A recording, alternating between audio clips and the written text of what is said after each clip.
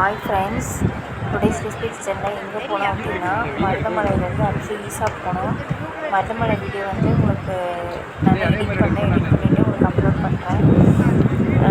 ஈசாவில் வந்து ஃப்ரண்ட்டு கேட்டு பேக் கேட்டு ரெண்டு இருக்குது. ஃப்ரண்ட்டு கேட் வழியாக நாங்கள் போகல, டிராஃபிக் அதிகமாக இருக்குன்னு பேக் கேட் வழியாக போயிட்டோம். பேக் கேட் வந்து டிராஃபிக் ரொம்ப கம்மியாக இருந்தது, ஆனால் ரொம்ப அவுட்டராக இருந்தது. காடுகளெல்லாம் சுற்றி தான் போனோம். கூகுள் மேப் பார்த்துட்டு தான் போனோம். பயந்துட்டோம். ஆனால் நாங்கள் ஈஸா தான் போகுமா இல்லை வேறு எங்கேயாவது தடம் கொண்டு போய் விட்டுருமா அப்படின்னு சொல்லிட்டு, ஆனால் கரெக்டாக கொண்டு போய் ஈஸாவில் தான் வந்துச்சு. இதான் நாங்கள் ஃபஸ்ட் டைமு. ரொம்ப நாளாக பிளான் பண்ணோம், நடக்கவே இல்லை. இது மூணு டைம் பிளான் பண்ணி இதாகிடுச்சு. இப்போ தான் டக்குன்னு திடீர்னு கிளம்பணும், அதனால் போயிட்டோம். ஏற்கனவே ஹஸ்பண்ட் வந்து போயிட்டு வந்திருக்காரு. அவர் காலேஜில் ஒர்க் பண்ணுறதுனால ஐடி விசிட்டு மாதிரி. இது வந்து அவருக்கு 4வது டைமு. அவருக்கு எக்ஸ்பீரியன்ஸ் இருந்ததுனால எங்களை டக்குன்னு கூட்டிகிட்டு போயிட்டு வந்துட்டார். அப்புறம் இது வந்து ஃப்ரண்ட்டில் வந்து பூஜை பண்ணுறாங்க சாமிக்கு. இது வந்து எனி டைம் பூஜை பண்ணிகிட்டே இருப்பாங்க. இது நாங்கள் கும்பிட்டு அப்புறம் மெதுவாக அப்படியே சுற்றி பார்த்துட்டு இருந்தோம். நல்லா கூட்டம், 3 நாள் இருந்ததுனால நல்லா கூட்டம். அப்புறம் அங்கே நிறைய மாடு இருந்தது. நடக்க முடியாதவங்களாம் வந்து மாட்டு வண்டியில் வந்து தியானலிங்கத்துக்கு போனாங்க. ரொம்ப வயசானவங்க அந்த மாதிரி இருக்கவங்களாம். ஆனால் நாங்கள் நடந்தே போயிட்டோம். தியானலிங்கம் போனோம் அப்படின்னா மொபைல் வந்து அலௌடு கிடையாது. மொபைல் வாங்கி வச்சுக்குவாங்க. மொபைல் வாங்கி வச்சுட்டு வெளியே வரும்போது டோக்கன் கொடுத்துட்றாங்க. டோக்கன் கொடுத்துட்டு இதான் வந்து மாட்டு வண்டி. இங்கேருந்து நாங்கள் தியானலிங்கத்துக்கு கிட்டத்தட்ட 1 கிலோமீட்டரோட நடந்து போனோம். ப்ளேஸ் வந்து பார்க்குறதுக்கே ரொம்ப நல்லா இருந்துச்சு. ஃபுல்லாகவே வந்து ரொம்ப காற்று அதிகமாக இருந்தது. எந்த ஒரு பில்டிங் இல்லை. ரொம்ப மைண்டுக்கே ஒரு மைண்ட் ரிலாக்ஸாக இருந்தது. அவ்வளோ ரிலாக்ஸாக இருந்தது மைண்டுக்கு. நடந்து தான் போனோம். ரொம்ப டயர்டாக தான் இருந்தது, ஆனால் நடந்து தான் போனோம். பரவாயில்ல, நடக்கலாம் அப்படின்னு சொல்லிட்டு நடந்துட்டோம். இதை வந்து ரொம்ப தூரம் நடந்தங்காட்டிக்கு கால் வலி அடிச்சு நைட்டெல்லாம் தூங்கவே முடியல. மாடு நிறையா இருக்குது. இந்த மாடு வந்து பார்த்திங்கன்னா ஒரு குறிப்பிட்ட ரவுண்டு தான். ஒரு மாடு வந்து 2 ரவுண்டுக்கு மேலே அலோடு கிடையாது. இது எல்லாமே கோயிலுக்கு வச்சு நேர்ந்துட்டுருக்காங்க. அப்புறம் இந்த கோயிலுக்கு வந்து பார்த்திங்கன்னா அதிகம் ஃபாரினர்ஸ் தான் அதிகம் வராங்க.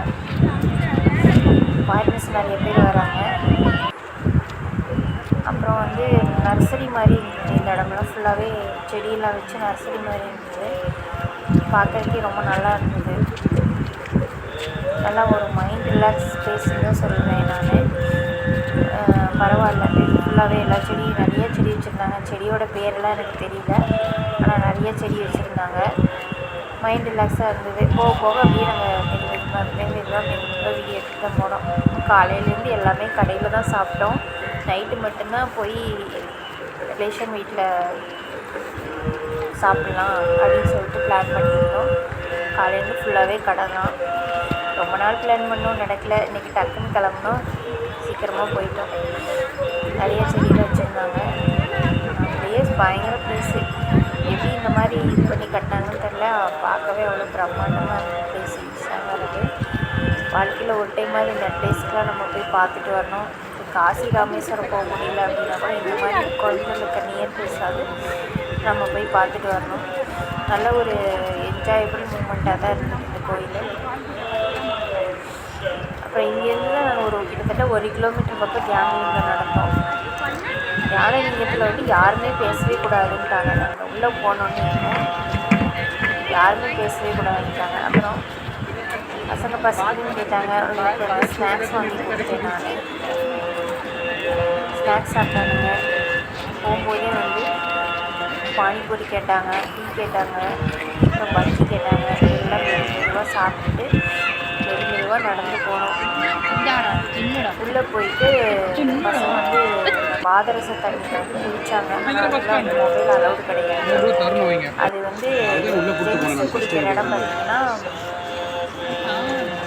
சூரியகுண்டம்பாங்க. லேடிஸ் குடிக்கிற இடம் வந்து சந்திரகுண்டம்னு சொல்லுவாங்க.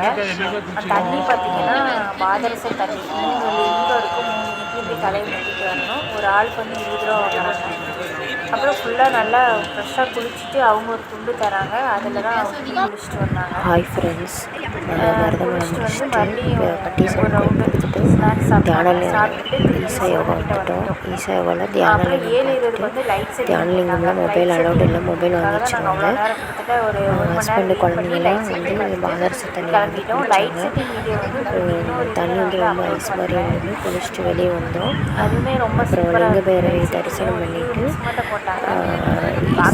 ஈசா வந்து சாமி கும்பிட்டோம். நைட் வந்து லைட் செட்டிங்கு வந்து உங்களுக்கு வேறு வீடியோவில் வந்து அப்லோட் பண்ணுறேன்.